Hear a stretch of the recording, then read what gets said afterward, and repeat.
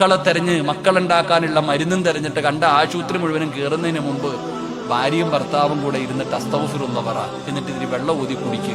അള്ളാഹു നമുക്ക് ഈമാൻ നൽകുമാറാകട്ടെ. മക്കളില്ലാത്ത പാപങ്ങൾക്ക് അള്ളാഹു സന്താനങ്ങളെ കൊടുത്ത് അനുഗ്രഹിക്കുമാറാകട്ടെ. അതുകൊണ്ട് ദുആ ചെയ്യടോ. ദുആ ചെയ്താൽ അള്ളാഹു ഉത്തരം തരും. നഷ്ടമില്ല ദുആയില്. അതറിയോ, ഏത് കച്ചവടം ചെയ്താലും നഷ്ടമുണ്ട്. പക്ഷെ ഖുർആൻ ദുആ ചെയ്താൽ നഷ്ടമില്ല. 3-4 കിട്ടും. അള്ളാഹുടെ മുമ്പിൽ ആരെങ്കിലും കൈനീട്ടിയ സിറാജ് വെറുതെ ഇറക്കി വിടും. പക്ഷെ അള്ളാഹ് അങ്ങനൊന്നുമല്ല, മാന്യനാ പഠിച്ചത്. അള്ളാഹുടെ മുമ്പിൽ ആര് ചോദിച്ചാലും 3-4 കിട്ടും. ഒന്നുകിൽ നീ ചോദിച്ചത് തന്നെ തരും, അല്ലെങ്കിൽ നീ ചോദിച്ചത് തരൂല. അത് നാളെ മീസാൻ എന്ന് പറയുന്ന ത്രാസിലേക്ക് അള്ളാഹു മാറ്റി വെക്കും, അവിടെ ചെല്ലുമ്പോ തരാൻ. അതുമല്ലെങ്കിൽ നിനക്ക് വരാനിരിക്കുന്ന ഒരു ഷർറെങ്കിലും അള്ളാഹു തട്ടിമാറ്റുമെന്ന് ആദരവായ പ്രവാചകൻ നബി മുഹമ്മദ് മുസ്തഫ.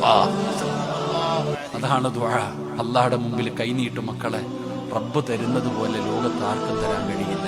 അള്ളാഹു നമുക്ക് ഈമാൻ നൽകുമാറാകട്ടെ. നമ്മുടെ ജീവിതം